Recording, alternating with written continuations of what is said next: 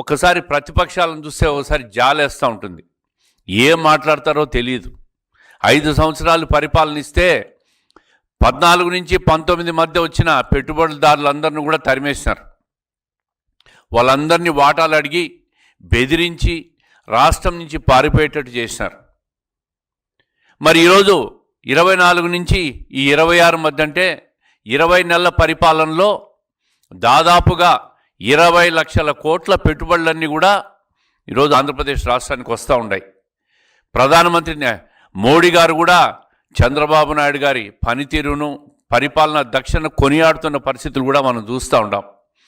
ఈ పెట్టుబడిదారులందరినీ చూసి ఓర్చలేక రాష్ట్రం అభివృద్ధి చెందితే భవిష్యత్తులో మాకు ప్రజలు ఆదరించరని భయముతో పెట్టుబడిదారులందరినీ కూడా బెదిరించే ప్రయత్నం చేస్తూ ఉన్నారు వైఎస్ఆర్ పార్టీ వాళ్ళు, వాళ్ళ అధినేత జగన్మోహన్ రెడ్డి గారు.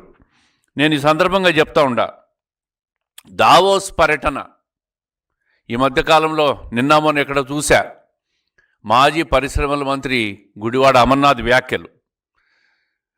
దావోస్లో మీరు పోయినప్పుడు చలి కోసం మేము పోలేకపోయినాం, 5 డిగ్రీలు -10 డిగ్రీలు ఉంటుంది, చలి ఉంటుంది, మేము పోలేకపోయినామని చెప్పి మాట్లాడుతూ ఉంటారు. ప్రతి సంవత్సరం కూడా దావోస్లో జనవరిలోనే పెట్టుబడుల సదస్సు జరుగుతుంది. దావోస్లో జనవరిలో చలి ఉన్నమాట వాస్తవం. ప్రపంచ దేశాల్లోని పెట్టుబడిదారులందరూ వాళ్ళకు లేని చలి జగన్మోహన్ రెడ్డి గారికి అమర్నాథ్ గారికే వచ్చిందా?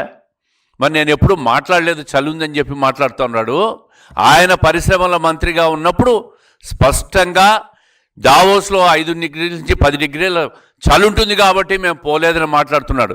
ఒక్కసారి ప్రజలు కూడా ఈ వీడియోని చూడాలని చెప్పి నేను మాట్లాడుతున్నాను. ఆయన చేసిన 17/1/23లో పరిశ్రమల మంత్రిగా ఉన్నప్పుడు ఆయన చేసిన వ్యాఖ్యలు కూడా ప్రజలు ఒకసారి చూడాలని చెప్తా ఉంటా.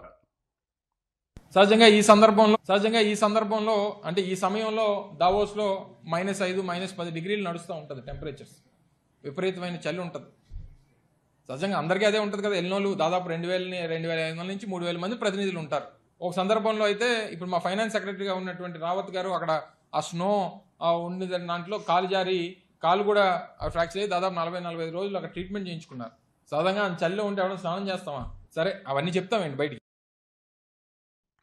మరి నిన్న ఏం వ్యాఖ్యలు చేశాడు ఆయన, గుడివార అమర్నాథ్ గారు? నేను ఆ వ్యాఖ్యలు చేసింటే ఛాలెంజ్ అని మాట్లాడుతున్నాడు. మరి ఈ ఛాలెంజ్కి నీ వ్యాఖ్యలకు ఛాలెంజ్కు ఏం సమాధానం చెప్తారు గుడివాడ అమర్నాథ్ గారు? ఇప్పుడు చంద్రబాబు నాయుడు గారిని, లోకేష్ గారిని విమర్శించేంత స్థాయి మీకు లేదు. మీరు పరిశ్రమల మంత్రిగా మీరు అట్టర్ ఫ్లాప్ అయినారు. మీ సొంత ప్రాంతం ఏది? విశాఖపట్నంలో ఈరోజు గూగుల్ డేటా సెంటర్ వస్తుందంటే అది తెలుగుదేశం కూటమి ప్రభుత్వం ఘనత కాదా? మరి మీరు పరిశ్రమల మంత్రిగా ఉన్నప్పుడు విశాఖపట్నానికి ఏం చేశారు? భూ ఆక్రమణలు, పెట్టుబడిదారులందరినీ బెదిరించి రియల్ ఎస్టేట్ వ్యాపారులందరినీ దళారులుగా మార్చి అక్కడున్న గతంలో 2019 నుంచి 24 మధ్య ఎన్నికైన ప్రజాప్రతినిధులు అందరూ, ఎమ్మెల్యేలు, ఎంపీలందరూ కూడా భూ కబ్జాలు చేసి ప్రజలను భయభ్రాంతులు గురి చేసి విశాఖపట్నాన్ని నాశనం చేసిన మీరు ఈరోజు విశాఖపట్నంలో జరుగుతున్న అభివృద్ధి చూసి ఓర్చలేక చంద్రబాబు నాయుడు గారి మీద, లోకేష్ గారి మీద వ్యాఖ్యలు చేస్తారు.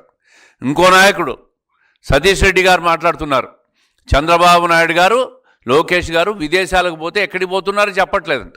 మీకు చెప్పిపోవాలా? వాళ్ళంతా ఎక్కడికి పోతున్నారో మీకు చెప్పి అడ్రస్లన్నీ చెప్పిపోవాలన్నా?